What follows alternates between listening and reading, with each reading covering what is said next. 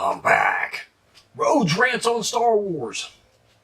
Today, as I unveil my official t-shirt that I've got on, as you just saw before the open, I will do a condensed version of The Last Jedi 31 Failures.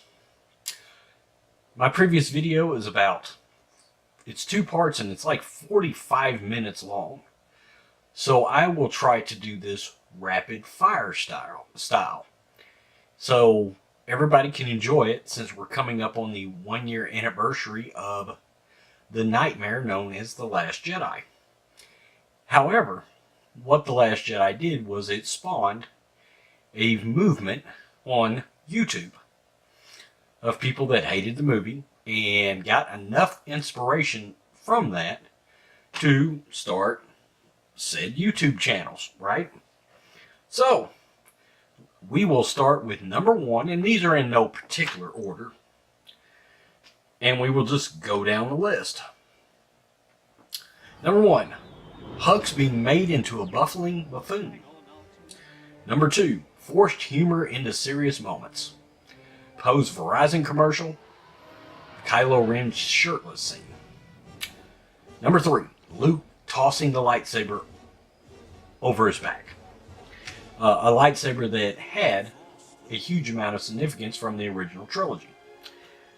Number 4, the demeaning of men by female characters. For what reasons we don't know, as they were not justified in the plot of the movie. Number 5, bombs dropped into gravity. Number 6, Rose seems like a forced character for the sake of diversity into a useless subplot. Number 7, making established new characters from the Force Awakens rendered useless. I liked Poe Dameron and Finn in the Force Awakens, but in The Last Jedi, they suck. And that's not the actor's fault, that is Rian Johnson's fault. Also, Finn was denied a huge moment in which he could have died for the sake of the rebellion, and Rian Johnson ruined that for him. Number 8, not following through with the Force Awakens storylines, aka shitting on J.J. Abrams.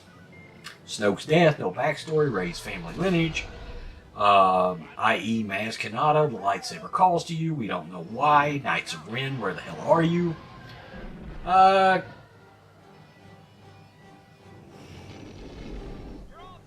Number 9, useless and obvious political messages thrown throughout the movie, aka Canto Bight, animal cruelty, death to capitalism, and gambling is poor, bad, shame on you, real bad. Number 10, the destruction of arguably the most optimistic Jedi ever, Luke Skywalker. Yes, the character assassination of the Jedi Knight Luke. And also, why in the middle film of a trilogy did Luke Skywalker die? Number 11, Rey gets no training whatsoever. Also, playing off of that, Rey's switch to the Mary Sue-ness is complete as she battles Luke Skywalker and puts him on his ass for reasons that cannot be explained. Number 12, Admiral Holdo flexes man nuts on everybody for no apparent reason. Number 13, legendary hero Admiral Akbar dying off-screen for reasons nobody understands. However, we give a triumphant moment to Admiral Holdo, who is the character that nobody has a connection to and nobody likes. Number 14, Captain Phasma makes Boba Fett look like Darth Vader. She is introduced in The Force Awakens. She is in media material everywhere. She is highly pushed. Gwendolyn Christie is a phenomenal actress, and her character gets shit on. Number 15, Rian Johnson does not understand Star Wars, and it is visibly obvious. as after the movie came out, there were reports everywhere that as he worked on his new trilogy, he was trying to figure out what Star Wars meant and what Star Wars was. Something that probably should have been worked on prior to Episode 8. The biggest example of this being Rian Johnson keeping the milk teat scene with Luke and not including the scene of Luke mourning Han's death. Number 16. DJ question mark. Benicio del Toro is a fantastic actor and he was shit on in this movie. An awful character. Number 17. Yoda. I initially enjoyed the moment of Yoda being in the movie. However, as I've seen this movie now 2.5 more times, I couldn't make it a third of the way all the way through again. Yoda now feels like he is a cheap pop. Okay, in wrestling they call it a pop. He shows up in the movie just to get a crowd reaction, right? And Yoda looked really freaking weird in this movie. Number 18. Jedis can now influence the world physically as Force Ghost, which is fine, but please explain it, Rian Johnson. It does matter. Number 19. The inability for Rian Johnson to capture the essence of Star Wars. I bring this up because Ivan Ortega has been hard at work re-editing The Last Jedi, and Ivan Ortega seems to understand what moments need to be edited where to make it feel like a Star Wars movie. Also, where to apply appropriate music scores and themes into the movie to make it feel like Star Wars. This is important to Star Wars fans to make it feel like a Star Wars movie. Ivan understands that, but big-time director Rian Johnson did not. Oh. Number 20. No real physical interaction between Leia and Luke. After all of these years, we get a force projection interaction, but not a physical interaction. This does not count. Number 21. The Praetorian Guards versus Kylo and Rey.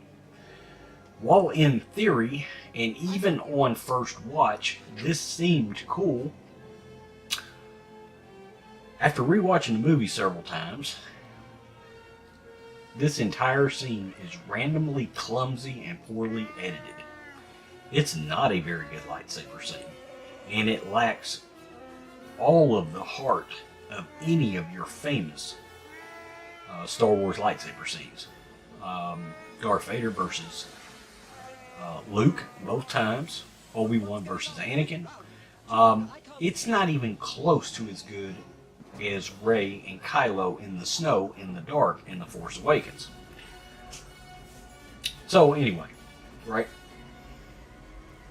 Number 22. A potential romance budding between Kylo and Rey. Relo. In my opinion, this is unacceptable as a Star Wars fan to be okay with. Her interaction with someone that killed Han in front of her face, somebody that she looked up to and admired. Han obviously showed an interest in Rey and had confidence in her as he offered her a job.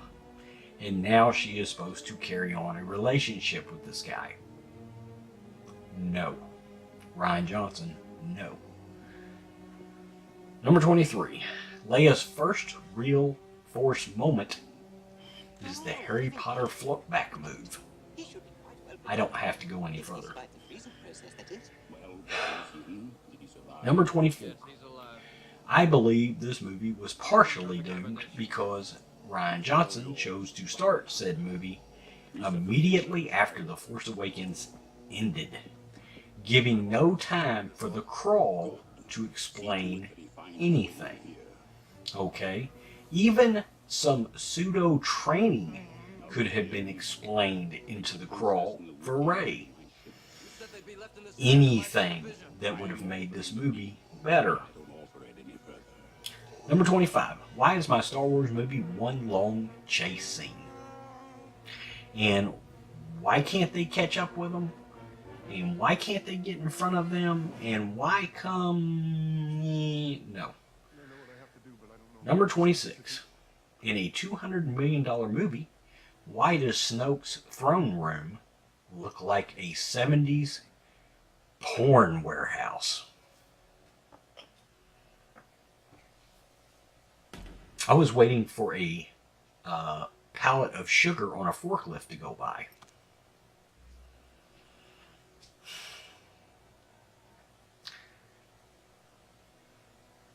Number 27. Rey standing in front of a mirror or reflective image, snapping her fingers, blah, blah, blah. In my opinion, this moment seems completely out of place for Star Wars and felt like it was something that you would see in, don't hate on me, Lord of the Rings fans, but it felt like something from Lord of the Rings or Harry Potter, not Star Wars. I should also note, Daisy Ridley's acting in this movie as a takeoff of number 27 was pretty awful in this movie, especially compared to, in my opinion, a stellar performance in The Force Awakens. Again, writing does matter. Rian Johnson. Number 28. We are now tracked through light speed. Rian Johnson does not know Star Wars. He does not care about Star Wars, or he would not have continued to shit on Star Wars lore. And this is one of those things that shits on Star Wars lore. There has always been a sense that if you can get to your ship and get to light speed, you will make it out alive. Now you can be tracked through light speed, rendering all of that useless. I do not care that they were researching that in Rogue One. Rian Johnson still chose to use it. Who looked at Kylo Ren and decided he should have his mask off all the time? Kylo lost all of his intimidation factor, and for all the faults that Hayden Christensen had, I used to believe, as I looked at him, this guy is not intimidating at all.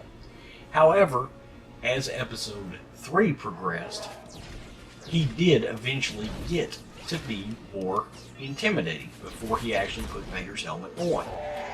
Kylo Ren looks like a pouty bitch with his helmet off. Number 30. Why did Rian Johnson write this movie as if it is the final film of a trilogy and not the middle movie of a trilogy? For all the faults that The Last Jedi has, and it has, well, this is number 30, a lot of things could have been at least somewhat justified had this been the actual third film of the trilogy, right? Snoke getting killed in the throne room, Luke dying at the end peacefully. I think a lot of people might have been okay with that as a ending of the trilogy, right? But not the middle part of a trilogy. And I think that becomes a large problem with this film, is it feels like a closing movie of a trilogy. Not a good one, but one more viable and possibly believable anyway. Number 31. Where is Poe's Black Squadron at? I know this is explained in the Poe Dameron comic, however, this movie starts right after the ending of The Force Awakens.